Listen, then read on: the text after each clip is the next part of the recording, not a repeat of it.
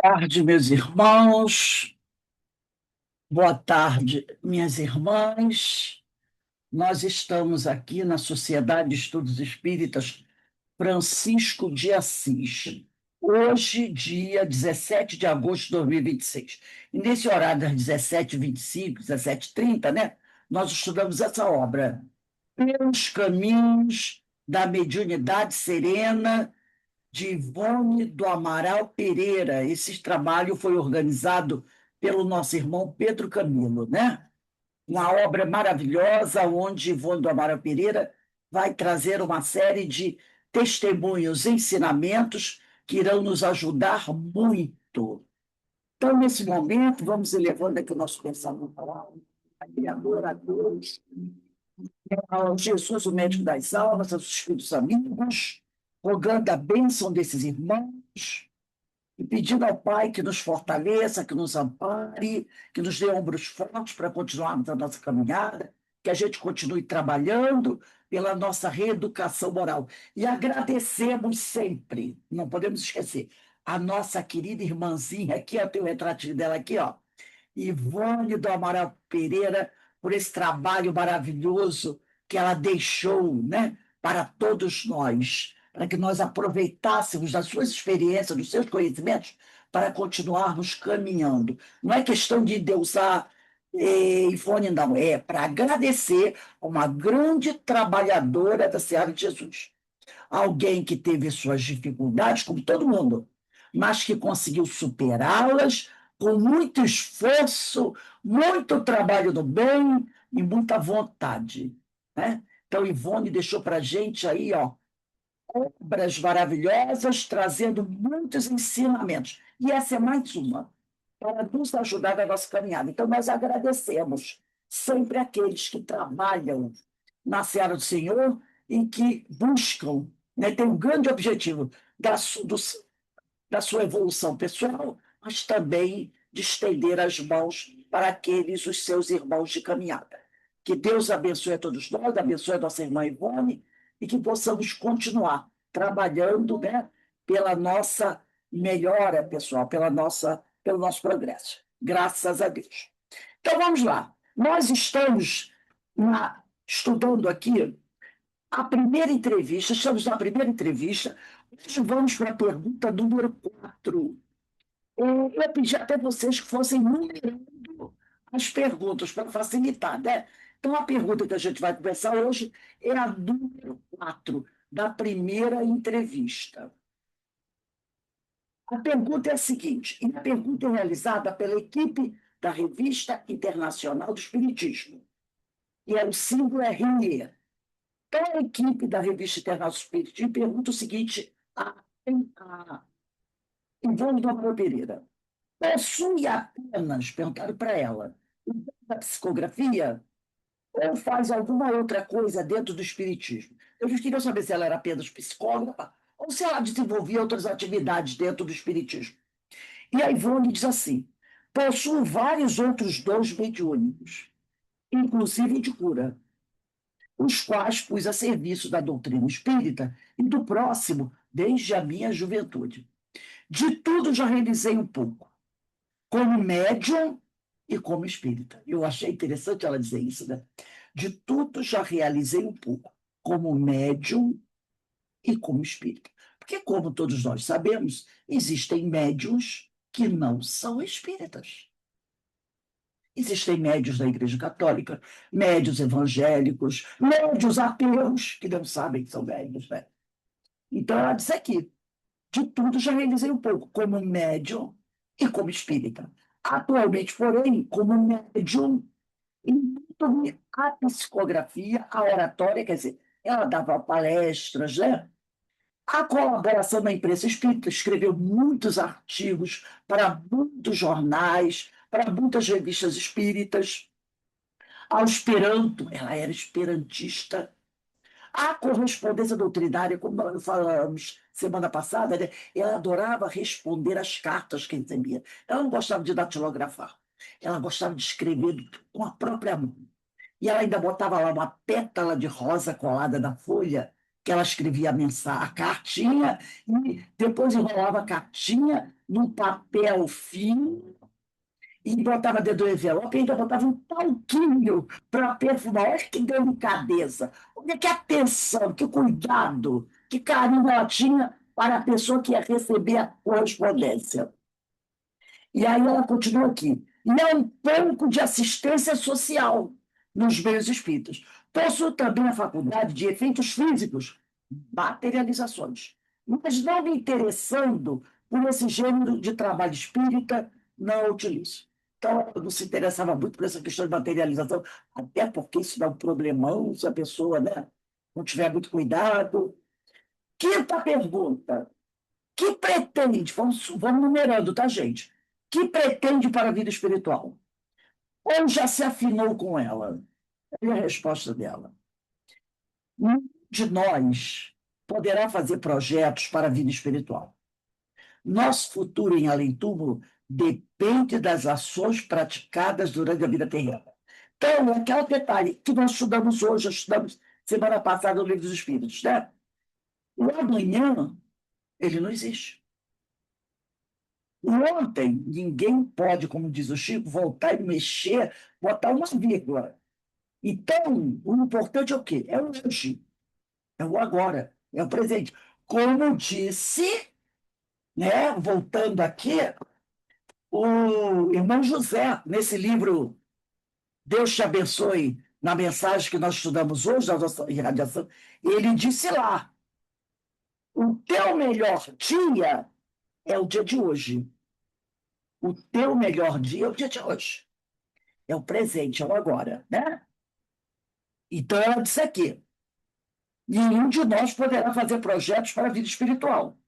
Nosso futuro em além-túmulo depende das ações praticadas durante a vida terrena. Ou seja, dos méritos ou deméritos adquiridos neste mundo, no que a gente está fazendo hoje. Nosso futuro depende disso, da ação, do trabalho, né, da reforma íntima que eu estou fazendo hoje.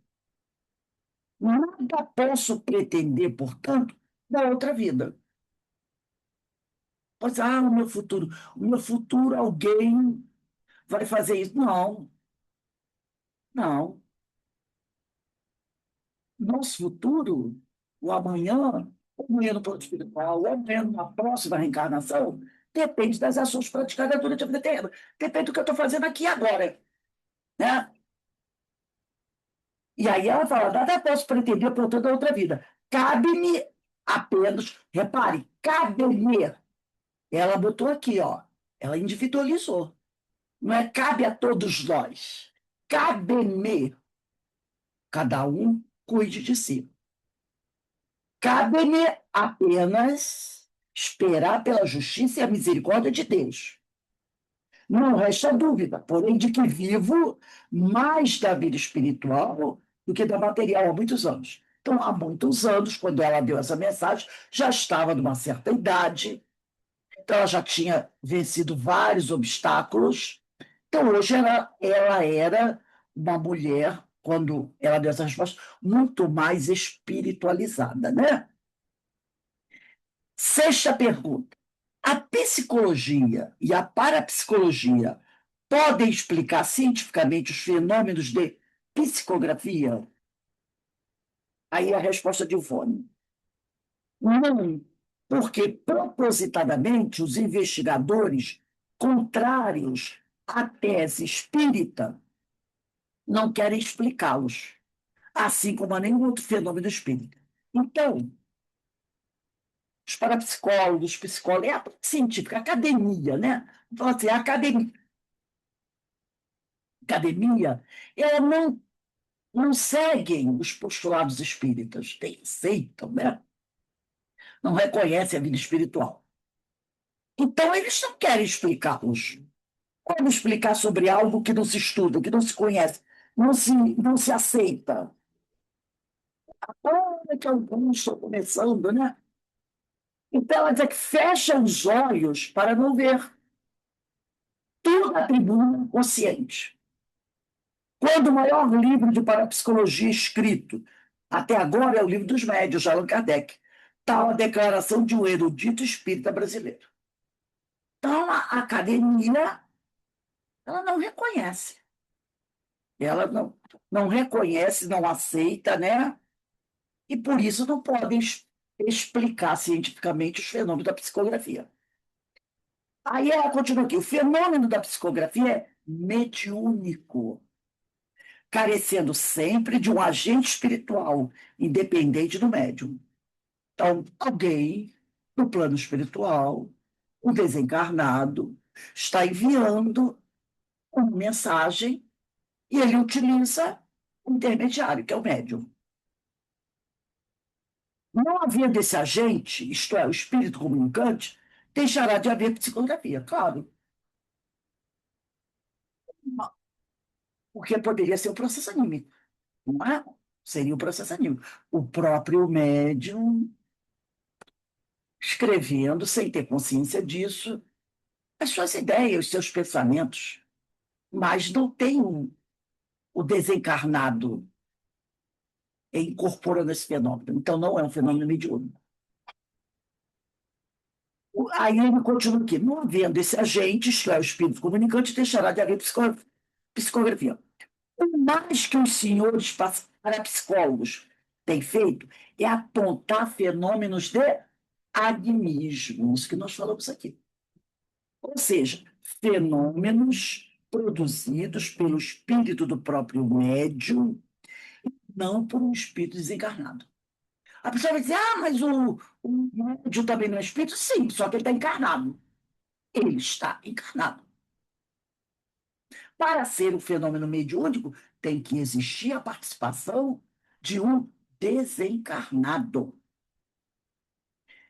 Nesta última hipótese, a parapsicologia para quando deveria continuar. Ela para do processo anímico. Aí é que eu pedi a vocês, para vocês pegarem, lembra o livro dos médiuns? Questão 223. Vamos aqui na questão 223, na segunda e quinta perguntas, que eu coloquei aí como apoio, né? 223, vamos na segunda pergunta. A 223 está no capítulo 19 do papel dos médiuns nas comunicações espíritas. Segunda pergunta de Kardec. Essa questão é dividida em várias perguntas. Se eu não me engano, são 20 perguntas. São, na realidade, 20 não é mais. São 23 perguntas. Segunda pergunta, está aqui. Deixa eu ver aqui. As comunicações escritas ou verbais também podem emanar do próprio espírito encarnado no médium? Olha só, as comunicações espíritas, escritas ou verbais, quer dizer, através da psicografia ou da psicofonia, também podem emanar do próprio espírito encarnado no médium. Os espíritos dizem a alma do médium. Quando eles falam alma do médium, quer dizer, o espírito, né? O espírito é encarnado. A alma do médium pode comunicar-se como de qualquer outro. Se goza de certo grau de liberdade, recobra suas qualidades de espírito. No momento que ele desdobra, ele adquire as qualidades do espírito desencarnado. Tendes a prova disso das visitas que vos fazem as almas de pessoas vivas, as quais muitas vezes se comunicam convosco pela escrita, sem que as chameis. Por que ficais sabendo, entre os espíritos que evocais, alguns há que estão encarnados da terra? Eles, então, vos falam como espíritos e não como homens. Por que não se havia de dar o beijo com o médium? Lembrando sempre que nós somos espíritos.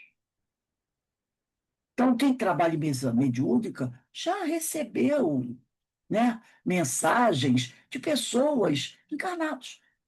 Principalmente, né, eu me lembro quando a gente trabalhava com mesa mediúnica, alguns pacientes do Lar Maria de Lourdes, à noite eles estavam dormindo, desdobravam e iam até, deixavam mensagem. Eu me lembro de uma moça que morava na Zona Sul, no Flamengo, no Botafogo, e ela tinha problemas psicológicos graves, tomava remédios muito fortes. Então, à noite, ela praticamente apagava sob efeito dos remédios.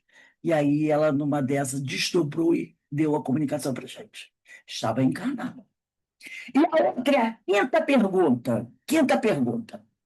As comunicações que provêm do espírito do médium são sempre inferiores às que possam ser dadas por outros espíritos?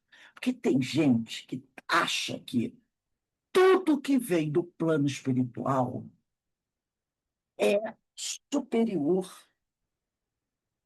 do material que chega através do encarnado. Tem muita gente que tem essa impressão, né? Não, não, é dos espíritos, eu não preciso nem pesquisar, é só aceitar e passar para frente. Não é bem assim. Não é bem assim. Na primeira epístola, eu estou pegando aqui rapidinho, que eu gosto muito disso aqui. Na primeira epístola de João, primeira epístola, deixa eu pegar aqui.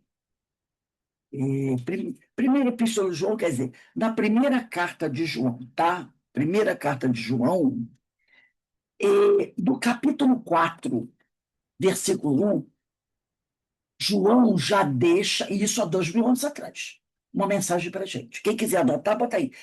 Primeira Epístola de João, capítulo 4, versículo 1. João diz assim: Caríssimos, não queirás crer em todo o espírito, mas examinais os espíritos, para ver se são de Deus. Porque muitos falsos profetas vieram para o mundo. Então, João aqui, ele já dá para a gente essa orientação. Caríssimos, não acrediteis em todos os espíritos. Aí tem até aquela música, né? Mas provai se eles são de Deus. Então, o que o João está querendo dizer isso para a gente? Analise tudo que vem do plano espiritual. Não aceite e dobre, guarde, aplique, republique, espalhe uma mensagem só porque ela veio através de um desencarnado. É preciso analisar a mensagem para ver se aquela mensagem é boa. Tem gente que fica, mas não vem na espiritualidade. E daí? Então, é nossa obrigação. Essa mensagem de João é perfeita, da primeira epístola de João, capítulo 4, versículo 1. Caríssimos, não aceite tudo que vem dos espíritos, não. Mas observe, analise. E Kardec também já falou isso várias vezes, a gente já encontrou na codificação. Kardec chamou a atenção para a gente analisar tudo que vem do plano espiritual. Porque nem todos são espíritos sábios. Né? Há muitos espíritos que, em grau evolutivo, estão muito abaixo do nosso. Muito abaixo do nosso. Então, aqui ele dizia, quando Kardec pergunta, as comunicações que provêm do espírito do médium são sempre inferiores ao médium está encarnado. As que possam ser dadas por outros espíritos, por outros desencarnados. E aí a gente viu essa mensagem de João. Olha o que os espíritos dizem. Sempre não. Sempre não. Pois o espírito, que não do médium, pode ser de ordem inferior deste. Então, falar incessantemente é o que se vê no sonambulismo. Aí, as partes das vezes, quem se manifesta é o espírito do sonâmbulo, o qual não raro diz coisa muito boa. Então, ele desmonta essa tese. Não só o espírito, como Kardec, muitas vezes, como João. Muitas mensagens que chegam do plano espiritual merecem lata de lixo, porque são de espíritos inferiores a muitos encarnados, que escrevem páginas maravilhosas, fazem estudos fantásticos. E nós temos N exemplos disso. Né? José Herculano Pires, Hermínio Miranda, Ivona Amaral Pereira, Sueli Caldas Schubert, quantos escreveram obras maravilhosas? E quantas vezes a gente recebe alguém dizendo: ah, tem uma psicografia aqui que chegou quentinha, saindo do forno.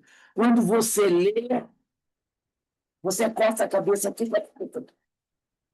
não merece ir a público aquele tipo de coisa. E isso às vezes dá uma confusão danada, né? Porque o médium, às vezes, que recebeu, tem a vaidade e fica meio incomodado, né? Então, voltando aqui a Ivone, né? Ela continua aqui. Os espíritas foram os primeiros a observar. Eu ainda estou na pergunta 6, tá? Eu estou no primeiro, segundo, terceiro parágrafo da pergunta número 6. Ela diz assim: os espíritas foram os primeiros a observar os fenômenos produzidos pelo animismo e nunca se sentiram diminuídos por eles.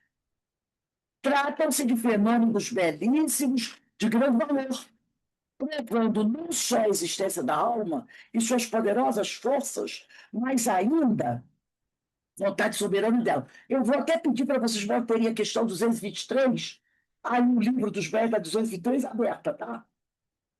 Que eu dei várias perguntas na 223. Então, deixa aí o livro dos velhos aberto. Então, ela diz aqui: provando não só a existência da alma e suas poderosas forças, mas ainda a vontade soberana dela, vontade soberana da alma, sua independência e lucidez fora dos limites corporais, sua ação, seu poder particular conferido pela natureza.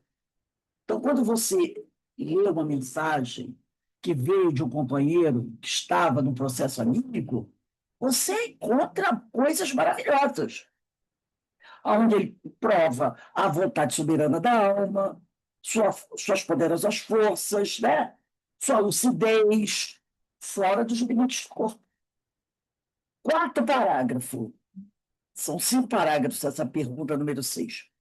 Essa questão vem sendo esclarecida desde os primórdios do Espiritismo. Sim, a gente vai encontrar no Pentateuco várias vezes Kardec tratando o animismo, pelos ilustres pesquisadores e sábios psiquiatras europeus e norte-americanos, e também por vários observadores brasileiros. Qualquer espírita, ainda que pouco versado em matéria de mediunidade, e desde que não se deixe cegar pelo fanatismo, que é o tal dos exageros, poderá realmente distinguir o fenômeno espírita do fenômeno puramente anímico, porquanto eles são absolutamente diferentes. A parapsicologia, pois, não explica a psicografia, como não explica nenhum outro fenômeno espírita de que participe o espírito desencarnado, visto que prefere encobri-los.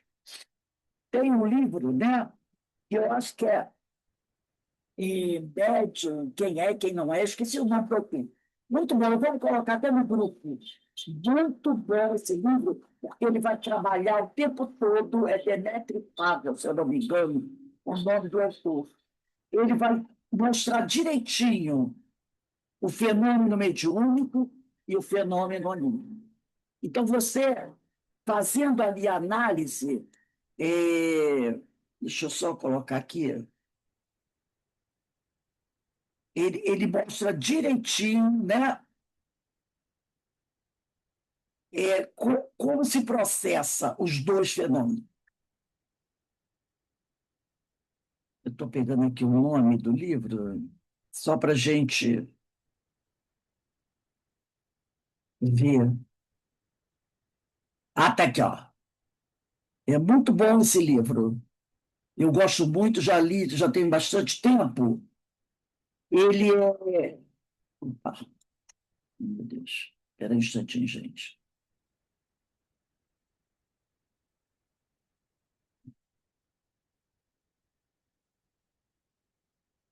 É, o livro é Medium, quem é, quem não é.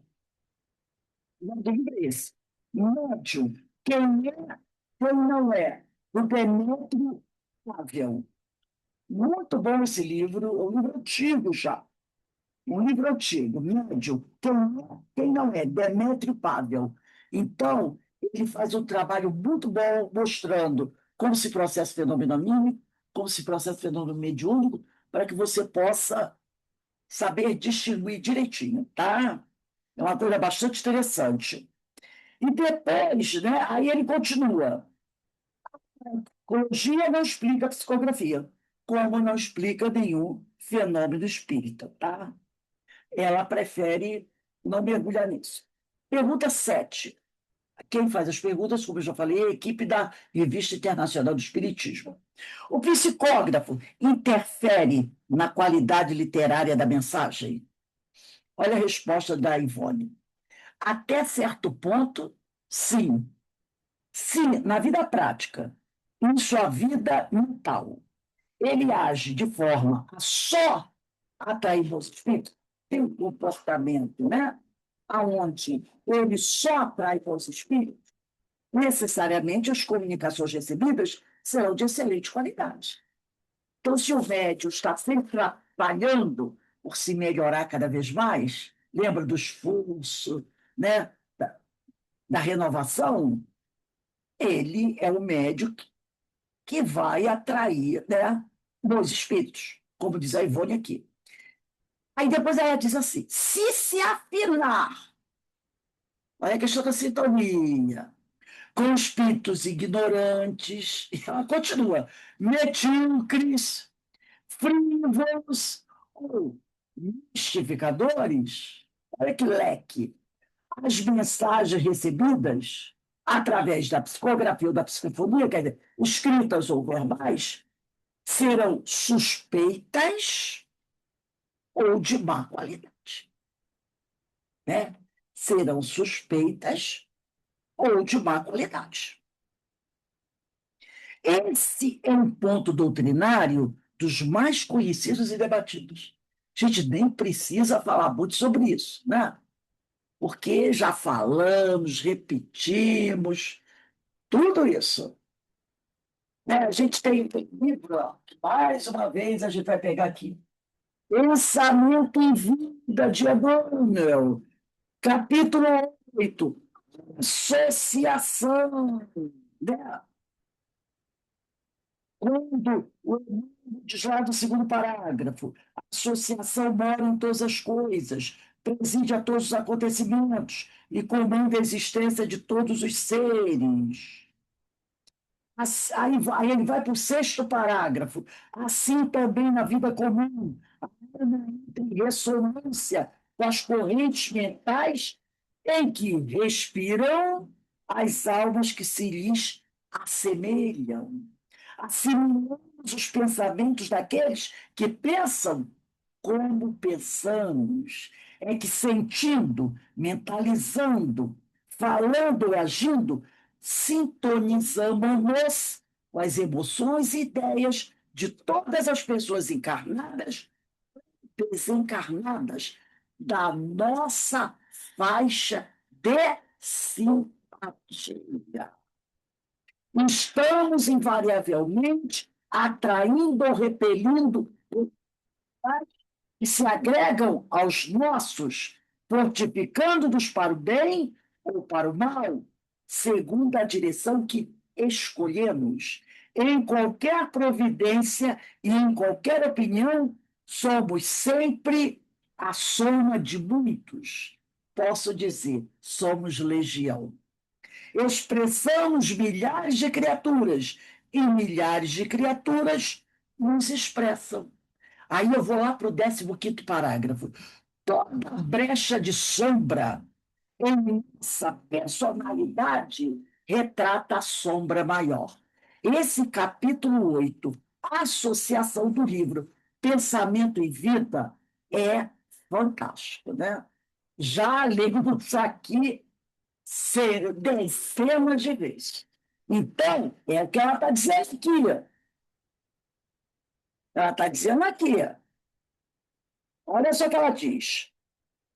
Se nós atraímos espíritos ignorantes, por quê?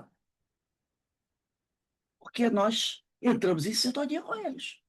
Foi o que Emmanuel falou do capítulo 8 da Associação, do livro Pensamento e Vida.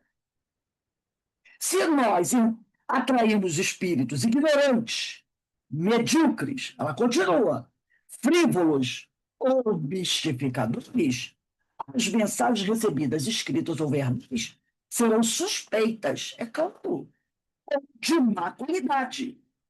Esse, diz Ivone, é um ponto doutrinário dos mais conhecidos e debatidos.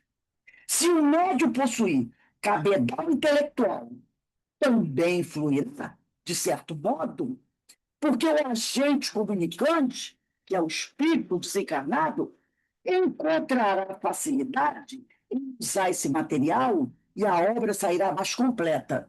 Nós vamos estudar isso na quinta-feira do Livro dos Médiuns. Tem 225. É aquela mensagem de Erasto e Timóteo. Será a questão que nós vamos estudar quinta-feira do Livro dos Médiuns, às 5h30 da tarde. Tá? A 225 é um tratado sobre esse tipo de coisa. Vamos pegar aí, continuamos estudando aqui como apoio o Livro dos Médiuns, questão 223. Agora nós vamos ler a pergunta 7, 8 e 10. Pergunta 7. A questão 223 do Livro dos Médiuns, desculpe, item 223 do Livro dos Médiuns, que é os médiuns nas comunicações espíritas, está no capítulo 19. Pergunta 7. O espírito encarnado do médium exerce alguma influência sobre as comunicações que deva transmitir provindas de outros espíritos? É a pergunta. Está em acordo com o que a Ivone está dizendo aqui. Olha a resposta. Exerce, porquanto, se estes não lhe são simpáticos, pode ele alterar-lhe as respostas e assimilá-las às suas próprias ideias, seus pendores. Não influencia, porém, os próprios espíritos, autores das respostas. Constitui-se apenas em mau intérprete. Então, ele não influi o espírito, mas ele pode alterar a resposta dos espíritos. É isso que ele está dizendo. E tem espíritos que percebem e reclamam. Oitava pergunta. Será essa a causa da preferência dos espíritos por certos médiuns? Não há outra. Os espíritos procuram o intérprete que mais simpatize com eles e que nos exprima com mais exatidão os pensamentos. Não havendo entre eles simpatia, não havendo entre o comunicante e o médium simpatia, o espírito do médium é um antagonista que oferece certa resistência e se torna um intérprete de má qualidade e muitas vezes infiel. É o que se dá entre vós, quando a opinião de um sábio é transmitida por intermédio de um estonteado ou de uma pessoa de má fé. Né? Agora, vou para a próxima pergunta. Dessas explicações, resulta, ao que parece, que o espírito do médium nunca é completamente passivo. É passivo quando não mistura suas próprias ideias com as do espírito que se comunica, mas nunca é inteiramente nulo. Porque a gente já cansou de estudar e sabe que o médium, de alguma maneira, sempre vai interferir de alguma forma na comunicação. Então, aquele, né, podemos dizer assim, que menos mistura suas ideias com as dos espíritos, é aquele que você poderia até chamar de passivo. É aquele que menos interfere, tá? Mas, de certa maneira, ele interfere.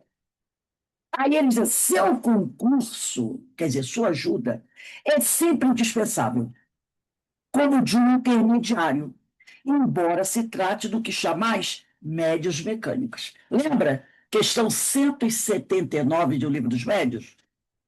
Que nós já vimos aqui, vocês não precisam ir lá não, tá? Eu vou aqui rapidinho na 179, que é outra questão que nós temos estudado muito ultimamente, 179, 180, né? 189. 179, médios mecânicos. Quem é, eu vou no final, que mais, onde explica o último parágrafo da 179, que trata dos médios mecânicos. O que caracteriza o fenômeno é que o médium, o mecânico, não tem consciência do que escreve. Quando se dá, no caso, a inconsciência absoluta, tem-se os médios chamados passivos ou mecânicos. É preciosa essa faculdade por não permitir dúvida alguma sobre a independência do pensamento daquele que escreve. E, quando ele vai terminar, em 181, ele fala dos médios, porque 179 é médios mecânicos, 180 são os intuitivos, e 181 os semimecânicos. Mas lá, no final do. Na questão 181, ele faz um resumo do que é mecânico, intuitivo e semimecânico. E dá para a gente entender bem. Ele diz assim: no médium puramente mecânico, o movimento da mão depende da vontade. No médium intuitivo, o movimento é voluntário e facultativo. O médium semimecânico participa de ambos esses gêneros, tanto do mecânico como do intuitivo. Sente que a sua mão, uma impulsão é dada, malgrado seu, mas ao mesmo tempo tem consciência do que escreve, à medida que as palavras se formam. No primeiro, que é o mecânico, o pensamento vem depois do ato da escrita. No segundo, precede-o, que é o intuitivo. No terceiro, que é o semimecânico, acompanham-o. Esses últimos médios são os mais numerosos, os semimecânicos. Tá? Então, essas questões, 179, 180, 181, também são três questões que a gente pode anotar aqui para a gente dar uma olhadinha depois. São questões que nos ajudam muito, né? Para a gente estar sempre revendo 179, 180 e 181, tá bom? Então, continuando aqui, o estudo da Ivone Pereira, né? Aí, ela vai dizer aqui, deixa eu ver onde nós paramos. Ah, tá. Deixa eu ver aqui, só um instantinho aqui, que é tanta coisa, né? Ah, tá. Então, ela falou aqui, que nós lemos essas três perguntas. Aí depois ela diz que se o médium possui capital intelectual, também influirá, de certo modo, que o agente comunicante encontrará facilidade em usar esse material e a obra sairá mais completa. Aí depois, deixa a 223 aberta lá, tá? Depois ela vai dizer assim, mas há médios iletrados, sem serem analfabetos, que produzem obras literárias de imenso valor. Então, olha outra situação que ela traz aqui, que há médios iletrados que não são analfabetos, são iletrados, têm um pouco conhecimento, que produzem obras literárias de imenso valor. Aí a gente volta da 223, de O Livro dos Médios. Vamos dar uma olhada nas perguntas 18 e 19. Então, a gente está usando o Livro dos Médios como apoio nessa pergunta número 7, né? O 18, pergunta 18. Poderia uma pessoa analfabeta escrever como médium? Né? De letrado.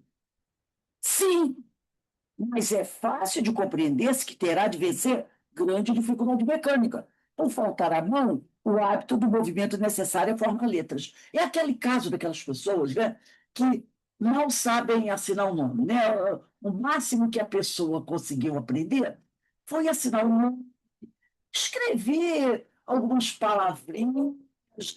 Por isso que ela diz aqui, né? É um letrado. Ele não é totalmente analfabeto, porque ele sabe escrever o nome, sabe ler algumas coisas, mas não vai muito por aí. Não vai muito por aí. E muitos desses irmãos, companheiros nossos, não têm aquela flexibilidade, né? Então, para segurar um lápis, para segurar uma caneta, para escrever alguma coisa, tem muita dificuldade. É o que ele disse aqui.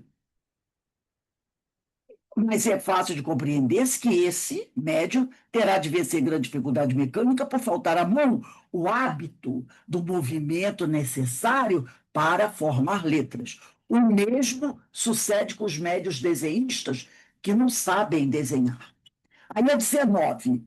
Poderá um médium muito pouco inteligente transmitir comunicações de ordem elevada? E eles vão dizer, sim, pela mesma razão, porque o médium pode escrever numa língua que lhe seja desconhecida. A mediunidade propriamente dita independe da inteligência, bem como das qualidades morais. Em falta de instrumento melhor, pode o espírito servir-se daquele que tem a mão. Não tem outro, né? Porém, é natural que, para as comunicações de certa ordem, o espírito prefira médio que lhe ofereça menos obstáculos materiais. Acresce outra consideração. O idiota. Já falamos que hoje, na ciência, nós não utilizamos mais esse termo. São pessoas que têm deficiência. Mas, antigamente, esse termo idiota, idiotismo, isso era muito usado, né? Então, ele diz aqui, lembrando, quando ele usa o termo aqui, idiota, a gente vai usar o termo deficiente, né? Então, ele diz aqui, o deficiente, que ele chama de idiota, podendo, entretanto, seu espírito ser mais adiantado do que o julguem. Tens a prova disso em certas evocações de idiotas deficientes mortos ou vivos. Porque a deficiência está no órgão material. Material. Às vezes, aquele espírito, né, tem uma inteligência extraordinária, mas pode ter usado muito mal a sua inteligência. E agora vem com essa limitação, que é a de não conseguir expressar a sua inteligência através do seu cérebro. Então, tem uma notinha aqui de Allan Kardec, onde ele diz assim: este é um fato que a experiência comprova. Por muitas vezes temos evocado deficientes vivos que han dado patentes provas de identidade e responderam com muita sensatez e mesmo de modo superior. Esse estado é uma punição, processo educativo, para o espírito que sofre com o constrangimento em que se vê. Porque para ele é um constrangimento. Ele sabe que é inteligente, mas não consegue mostrar a inteligência dele. Um médium idiota, deficiente, pode, pois, oferecer ao espírito que queira manifestar-se mais recursos do que se supunha. Então, né, a gente percebe aí essa questão. Agora, continuando aqui com Ivan Pereira, nós estamos no segundo parágrafo do item da pergunta número 7. Diz ela assim: o médio norte-americano Andrew Jackson Davis, muito famoso, por exemplo, obteve várias obras literárias importantes, entre outras a Grande Harmony, quer dizer, Grande Harmonia, que maravilhou o mundo. O médio Thomas P. James, também norte-americano, um simples mecânico, impulsionado pelo espírito do escritor Charles Dickens, terminou o romance que se chama O Mistério de Edwin Drood, deve ser Drood, né? Que o autor deixava a mente ao parecer. E aí tem uma notinha aqui de Valdemara Pereira, onde ela diz assim: ver a edição, deixa eu só ver aqui, ver a edição, o artigo, na realidade aqui botou verdade mediúnica, mas não é verdade mediúnica, é Verdade Mediúnica, inserido no livro A Luz do Consolador, de Ivone Pereira. Eu tirei o texto lá do livro da Ivone, que é A Luz do Consolador, trouxe para cá para a gente ler, porque eu achei muito interessante mesmo, né? E mais o conhecimento que a gente vai obter. Deixa eu achar aqui, aqui para compartilhar. Opa, peraí, até aqui. Eu vou colocar aqui, aí eu tenho que fazer uma. Deixa eu ver uma coisinha aqui. Eu acredito que vocês estão vendo, não estão? Livro A Luz do Consolador, Ivone do Amaral Pereira, Febre, A Verdade Mediúnica. Que aqui no livro ela botou apenas Verdade Mediúnica, mas o nome do texto é A Verdade Mediúnica. No ano de 1938, assisti no Cinema Central da cidade de Juiz de Fora. Quem está falando é Ivone Pereira. É um excelente filme de produção norte-americana que jamais esqueci. O filme intitulava-se O Mistério de Edwin Drood e reproduzia o romance do escritor Charles Dickens, do mesmo nome. Lembro-me ainda de que o conhecido ator cinematográfico Claude Rains, recentemente falecido, fez o personagem mal do drama, cujo estilo era sentimental policial. Alguns anos depois, li algures, talvez da revista Reformador da FEB, que Charles Dickens morrera, deixando esse livro, esse romance, O Mistério de Edwin Drood, inacabado. E que um jovem médio norte-americano, sem nunca ter lido a primeira parte da dita obra, que fora publicada mesmo incompleta, continuou a história exatamente do ponto deixado pelo autor morrendo, concluindo-a com tal perfeição que o leitor não conseguirá descobrir por si mesmo onde terminou a obra pessoal de Dickens e onde começa a mediúnica. O espírito do próprio escritor veio terminar encantadora a obra, servindo-se da magnífica psicografia do jovem médium. Isso é uma prova de que a morte não existe. E o próprio Charles Dickens, ele veio concluir a obra que ele não conseguiu concluir quando estava encarnado. E ele se serviu de um médium que era apenas um mecânico, né? Um rapaz que não tinha lá muitos conhecimentos, né? Então, ela continua aqui. Continuando o estudo que presentemente faço da preciosa obra O Divismo Espiritismo, de Alexandre Aksakoff, eu aconselho vocês, tudo que Ivone recomenda é bom a gente dar uma olhadinha, né? Que ela tinha um conhecimento muito vasto. E ela estudava muitos clássicos. E esse é um dos clássicos. Deparei a página 373 e seguintes, noticiário tão substancioso sobre o encantador fenômeno, que não me furtarei ao desejo de transcrever algo a respeito para apreciação do leitor. Observemos que as condições pelas quais o médium norte-americano recebeu, em 1873, essa incomum manifestação do além, em nada difere daqui em que nossos médios brasileiros recebam as que conhecemos.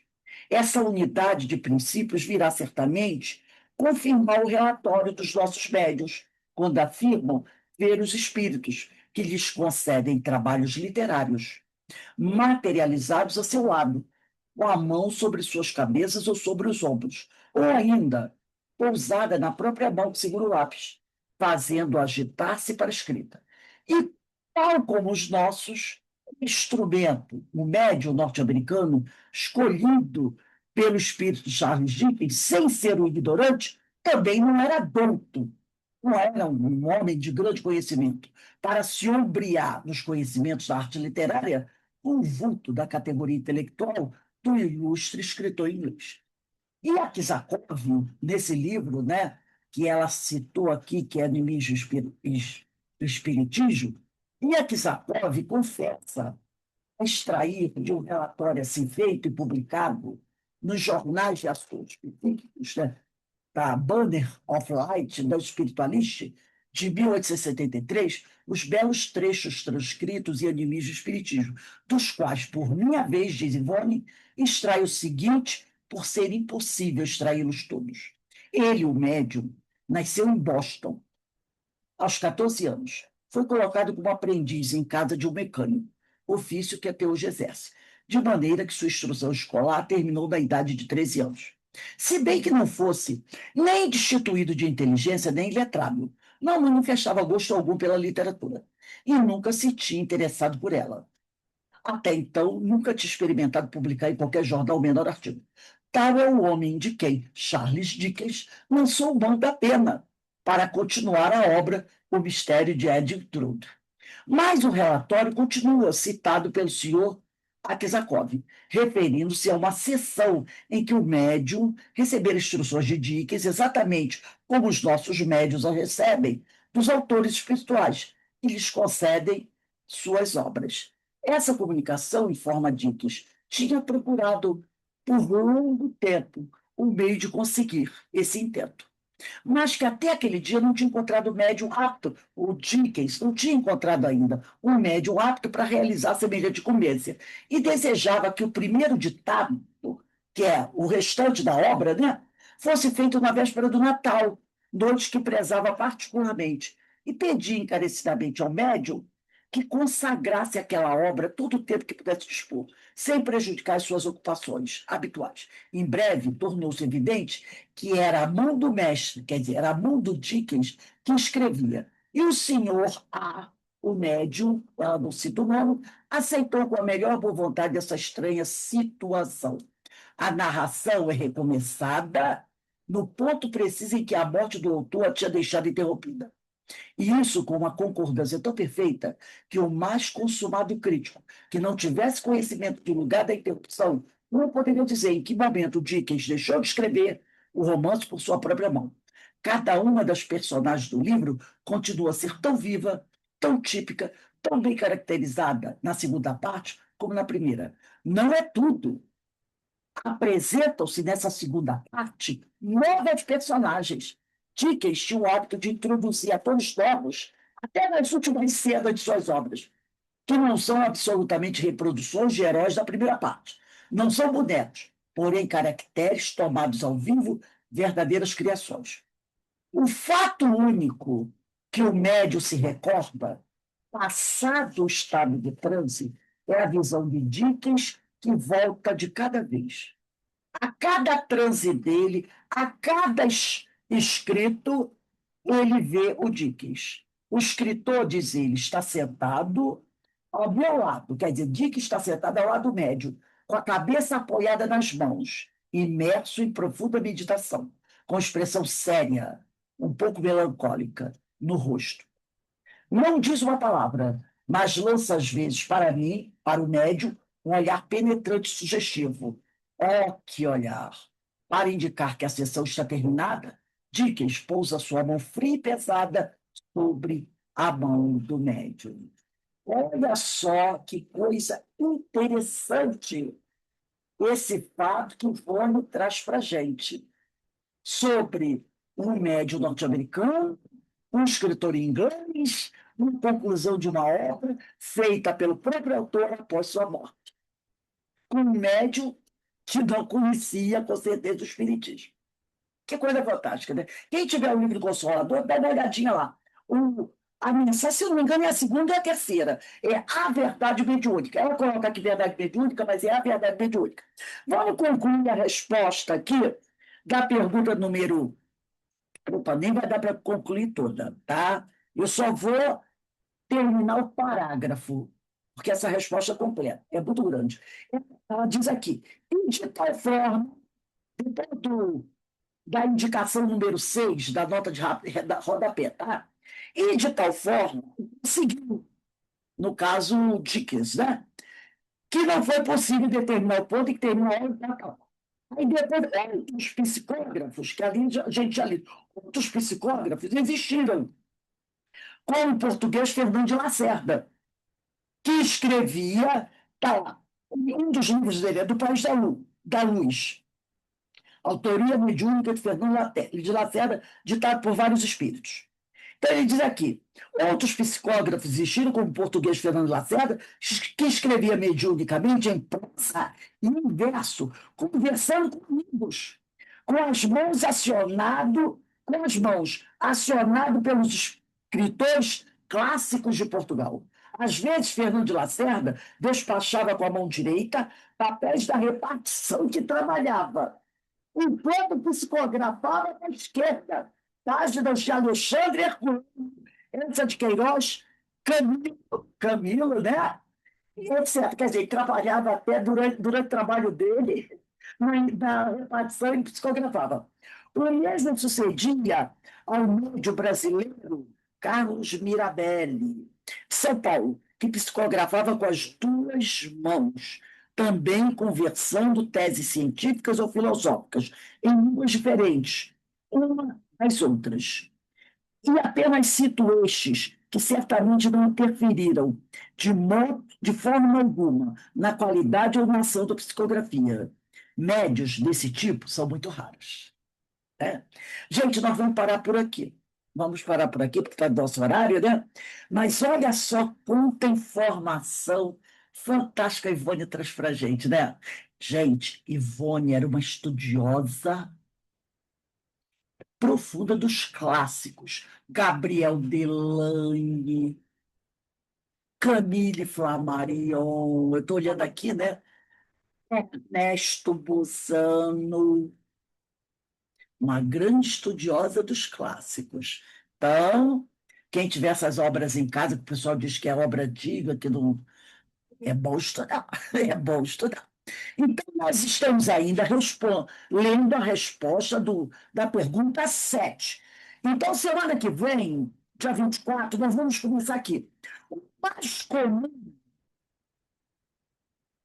é dia 24 do 8 de 26. O mais comum é haver influência do médium. Tá? Aqui a gente está concluindo a resposta da pergunta número 7, tá bom? Muito interessante a experiência que a Ivone vai trazer para a gente. Né? Eu não conhecia essa história de Charles Dickens, achei super interessante. Então, nós vamos encerrando aqui, que a nossa irmã Maria, que vai fazer a nossa palestra, já está na casa. Devo dizer até ela já está na casa.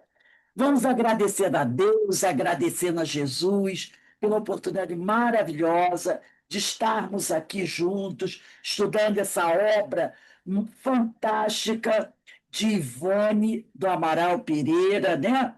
Que sempre tem muita coisa para nos ensinar, que possamos aproveitar muito.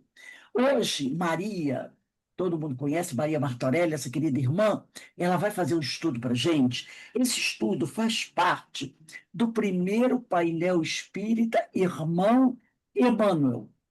O tema é Mito de Cólera.